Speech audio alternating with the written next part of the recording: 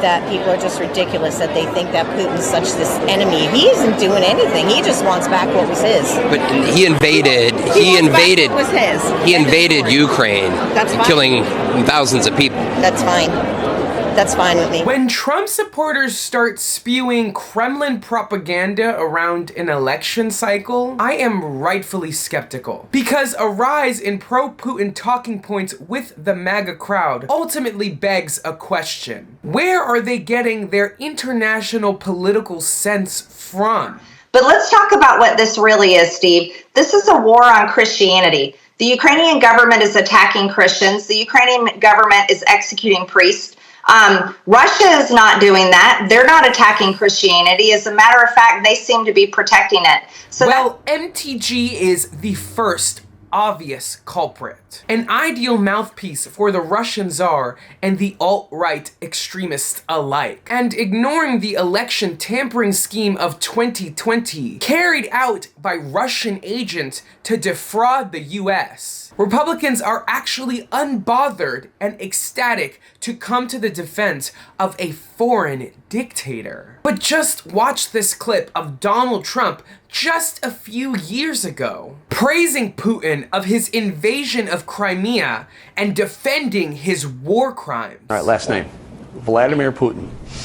Well, he's done an amazing job of taking the mantle, and he's taken it away from the president. And you look at what he's doing, and so smart. When you see the riots in a country because they're hurting the Russians, okay, we'll go and take it over. And he's really going step by step by step, and you have to give him a lot of credit. Interestingly, this is an obtuse but long departure for the Republican right and their national security politics in comparison to the earlier aughts, which focused on isolationism and a focus on domestic politics. But the rush to align themselves with the Putin administration is a fascist deploy, connected not to their religious or ethical attachments, but a tactical push towards totalitarianism. But this ideological shift has been long coming. The former president has every reason to oppose the rival leader. But Donald Trump is not the bastion of liberation for those working white folks who, at his beck and call, will throw their support at anything and anyone to affirm their loyalty to Trump.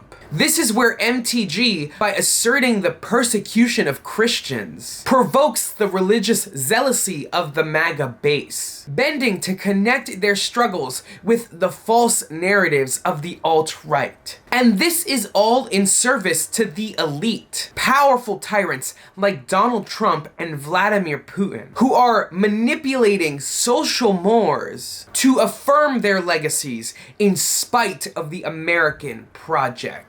And for the MAGA crowd, it's vital to remember that since this video was taken, Trump is now a former president seeking re-election and under investigation for collusion around Russian election tampering. And it's difficult to track the collective jump of the MAGA crowd that led them to betraying their domestic loyalties and leaving them vulnerable to totalitarian influence. What about what he said the other day about NATO? Absolutely. You agree that that we should support Putin if he goes into another NATO country? Absolutely. If they don't pay, we don't back them up. And create an awesome life. And even support Putin who's going in and invading? Absolutely. But why support Putin and not support Ukraine and not support Israel or Palestine now? Because Putin's real to everybody's face. He's not a bull like half these other government officials around the world.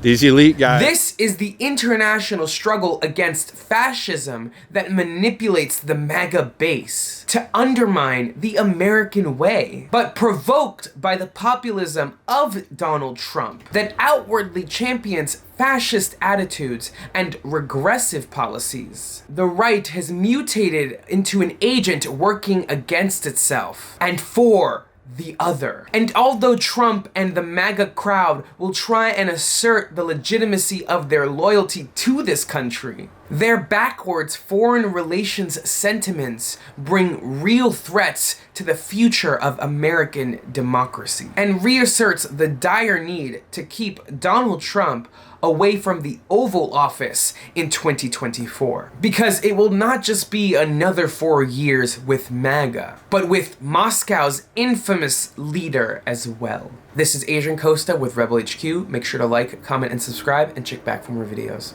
See you guys soon.